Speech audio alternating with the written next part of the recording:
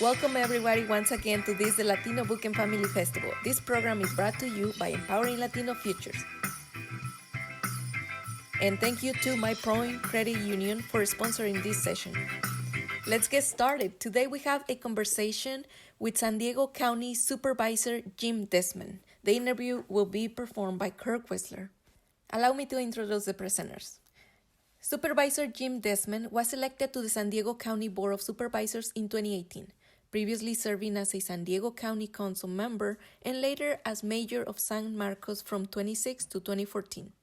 Along with being a San Diego County Supervisor, he serves as a board member for the San Diego County Water Authority, North County Transit District, and is the co-chair for the Action for Spent Fuel Solutions Now. After serving in the U.S. Navy, he earned a bachelor's degree in electrical engineering from San Diego State University. In the 1990s, he founded, managed, and sold Technical Standards Inc., a technical writing and document company. Jim then went on to be an airline captain for 33 years with Delta Airlines, allowing him to see dozens of countries. Supervisor Desmond currently resides in San Diego, North County, and as the San Diego County Supervisor, he believes we must continue to improve our region by investing in our communities, cutting red tape, and keeping government out of the way. Interviewing him, we have Kirk Whistler. He is the president of Western Publication Research, whose programs include Latino 24/7 Media Group and WPR Books. He is co-founder of Empowering Latino Futures, which is the nonprofit that puts together community, education, and other programs, including this Latino Book and Family Festival. Welcome to this interview session, everyone. Well, yeah. Supervisor, we're very glad to be with you today. What is your vision for North San Diego County? Well, my vision, I guess, for North San Diego County, coming from government is that North County stays a place that, continues to thrive, that it's a great place, to raise families. It's a great place for businesses and a great place for education, a strong economy. So I want to make sure that, North County has the tools and the people in North County have the tools that they need to survive and thrive. And so, I was the mayor of San Marcos, and streets, roads, infrastructure, those types of things are very near and dear to my heart. And so I want to make sure that we continue in that effort and making sure we keep, the infrastructure in good state of repair so that, we can move goods and services and people can get around and things like that. So I want to make sure, that's part of it. And that was really kind of a big push of mine. We just went through and approved like 7 different traffic signals. We approved some roundabouts for some roads and some lane improvements and things like that. Bridge improvements throughout North County. So, it also with public safety is kind of number one. I'm a retired airline pilot. I flew for the Delta Airlines for like 33 years, and I kind of approach government and flying an airplane the same. Is safety is always number one. So public safety with fire departments and making sure our police are funded to make so they can get their jobs done. But safety is number one, and then secondary is management of resources.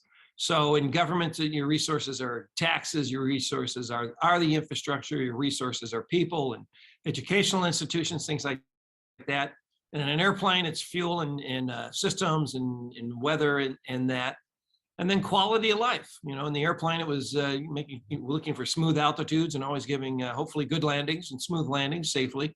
But quality of life with parks and the trails and things like that for the community. So it's kind of a broad vision, but I support the infrastructure that makes people successful and can thrive. Well, you've obviously thought about that quite a bit. What motivated you to a career in public service? Well, I don't know if I ever really thought I would have a career, I guess, in public service, but it just sort of happened. Career. Yeah, I started volunteering, and I recommend. And this, I know I'm not talking to school children, but a lot of times I get asked, "Well, how'd you get to be mayor, or how'd you get to be involved?" And I started volunteering and being part of the community. And when my kids were in school, In elementary school, they needed, people to be on the parent-teacher organization they had there. And so I stepped up and said, okay, I'll help. And I was the president of that organization. Then I actually started, even though I was flying for 33 years, I started a tech business on the side. And I got involved in the Chamber of Commerce, and then I volunteered there and for different city commissions.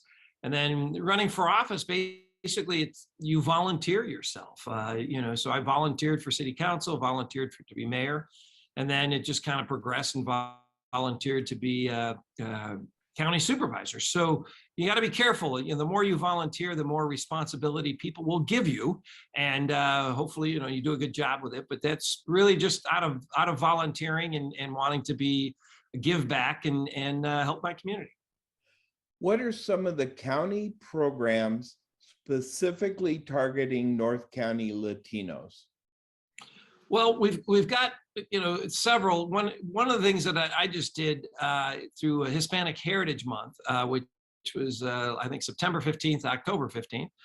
We honored Hispanics for here in North County for their achievements, and most of them were young business entrepreneurs and things like that that were helping out the Latinos there, or acknowledging and recognizing the great work that they've been doing. One of the things that we've also been pushing for Latinos as well is kind of bridging that digital divide and making sure that people have access, and Latinos, particularly have access to the internet, particularly, in the unincorporated areas where there's, internet's kind of spotty. And we want to make sure that, when kids, they're given laptops or they're giving, they got to go home and do their homework. And a lot of them don't have internet. So we want to make sure that they've got that same, opportunity for internet. And so we've been putting dollars towards making sure that the internet, hopefully we're not there completely yet, but we want to make sure everybody has the same and equal educational opportunities. So we want to make sure that, that's a Latino effort. And then on the vaccination side, recently there is unfortunately a large percentage of the Latino community that has not been vaccinated. All right, and so I've been working with Councilmember Nunez out of San Marcos to, she's been setting up these vaccination stations, and she's going door to door to the Latino communities to make sure they're aware of the vaccinations and to get more of the underserved communities at times, and make sure that they get the vaccination. So I've been working with her, and we helped her, get to vaccination sites and getting information out and trying to help the Latino community. If they want a vaccine, a place to feel they're safe and they can get it. And those are some of the programs that we've been working on and we're interested in doing. Supervisor, I think a lot of us were surprised to see the huge difference in vaccination rates between North County Latinos and South County Latinos. And I know that part of that has to be that we have distinct differences in the communities and that, but what do you attribute it to? Well, one of the things that, when the county was doing the vaccinations is we tried to locate those vaccination sites and encourage it more where we were getting more COVID people testing positive. And so the South Bay area and south of I-8 was heavily targeted for vaccinations, just because that's where the highest COVID rates were coming out of.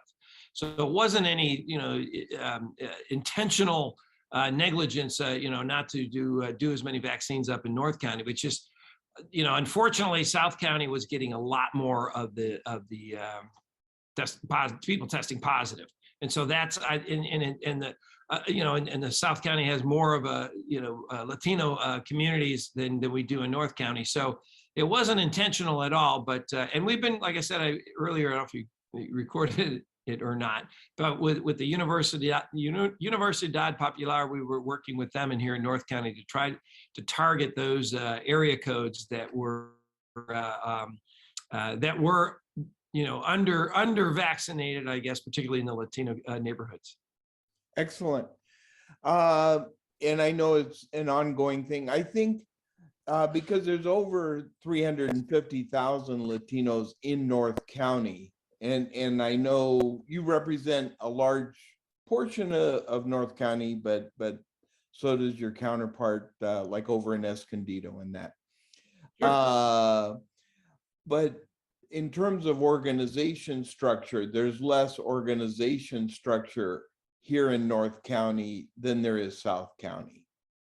And that community organizations, we have some great ones up here, but they don't have as long a history as the one South County. So that's probably a portion of that difference. Yep.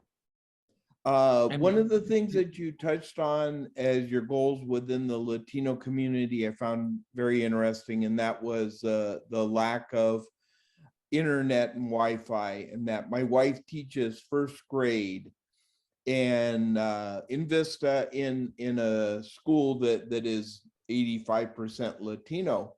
And I know she has, when they've been virtual, had problems sometimes with her students, that there may be internet coming into the home, but there's 3 families in there, and the family that owns a house goes, "We own the internet, and you guys are going to have to come up with something else." And that, so it's been things beyond the normal situation to get internet to those kids. Well, my daughter, she's an adult now, but she actually teaches second grade at Valley Center School. Okay. And she speaks Spanish. So I think 100% of her kids are Latino. And so she is teaches in the Spanish immersion programs. But she said the same thing. You know, some of the kids unfortunately don't have internet at home, particularly living in the rural communities. And Fallbrook in Valley Center, and they don't always have the opportunity for internet. So we're going to try to, as best we can. One of the things also that the county did recently, I think we got money to give out like 7,400 laptops. But if a kid doesn't have internet, it's not worth anything. So we're working on efforts to try to get more broadband out.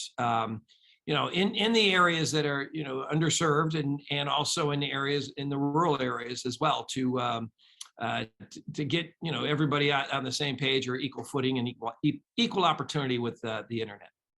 I know about probably 6 years ago, the federal government had set aside, it was over $4 billion for internet for rural areas and that. And did San Diego County get much of that? Because I know at first glance, people, oh no, rural areas, but living here in Fallbrook, there's certainly rural areas and Valley Center and areas like that where there is no alternative to. Well, we were able to allocate some of the ARPA dollars, the latest COVID money, Yes. towards internet and broadband. Unfortunately, I think we kind of spread the peanut butter. I was rooting for the unincorporated areas, but our board said, well, we're going to do urban areas as well, which is fine as long as we're. I don't think La Jolla needs it, but some areas of Chula Vista, Oceanside, Escondido, Valley Center, and I think we need to make sure that every kid has access to the internet, and I'd rather see and focus on the children and their education more so than the families, I guess, getting the internet, but making sure the kids that need it can get it. And so we've got some dollars now. It's trying to figure out how to get it to them and use those dollars wisely. No, your insights are right on, and I really appreciate your attitude, because it really is you're hearing problems, finding problems, and then seeking the appropriate answer, which we all want to hear. And I loved what you said earlier about volunteering as a great start, and sincerely hope people are listening to that. And the interesting thing, I think, having served on tons of boards over the years and everything, people go, how did you make that happen? And you go, well, you just raise your hand and get involved. And the more you get involved, the more times they're going to go, oh, can you help us on this? You're absolutely right. And then that opens up other doors for yourself, to grow and meet Yes. different people. One of the things that I'll just point out that, you didn't ask me, one of the things that when I was mayor of San Marcos, we, when I got involved in that community, we were fighting over Walmarts and cement plants and things like that. And we had Cal State University, San Marcos, we had Palomar College, we had a great unified school district, University of St. Augustine moved in there. We kind of became the education hub.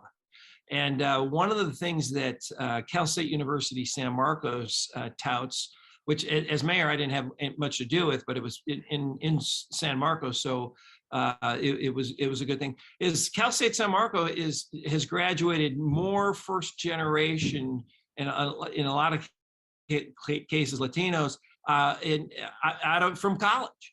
And so it's a great program, a great school, and Cal State San Marcos and myself, was proud of that factor, that how many people, first generation college graduates, are coming out of that school. Yes, and Cal State San Marcos is certainly been such a shining light here in the North County, along with Palomar and Maricosta, and that we're blessed to have some great entities. Yeah, we are in North County. We got it all. So we got to seize on the opportunities and use our resources and take care of our resources at the same time. Well, one last quick question. Once we go back to normal in-person events with our Latino Book and Family Festival, we want to invite you to our next festival. We've held 69 of them now across the U.S. and combined attendance of over 900,000. Wow. Well, let me know. Get on my calendar early because it fills in. We will certainly do that, and we appreciate all that you're doing representing everybody up here in North County. Great. Thanks, Kurt. Take care. Thank you. At this moment, I would like to feature a book, La búsqueda de Chanleya, by Thomas J. Elpel. En un mundo místico donde el tiempo es un líquido que cae en forma de lluvia, Chanleya remó su canoa hacia las islas del árbol para aprender las tradiciones de las plantas de su pueblo. Cada isla es el hogar de una familia diferente de plantas y de un guardián inolvidable, con lecciones para aprender acerca de la identificación y el uso de esas plantas. La búsqueda de Chanleya es una historia que es a la vez educativa y divertida. Ordene sus libros en inglés o en español para mejorar su habilidad de idiomas mientras aprende a identificar las plantas. Visite helpspress.com/books. And thank you to all our partners who support this effort, especially My Point Credit Union for sponsoring this session. mypointcu.com. To view this presentation and others, you can visit us at lbff.us or follow us on our Facebook page.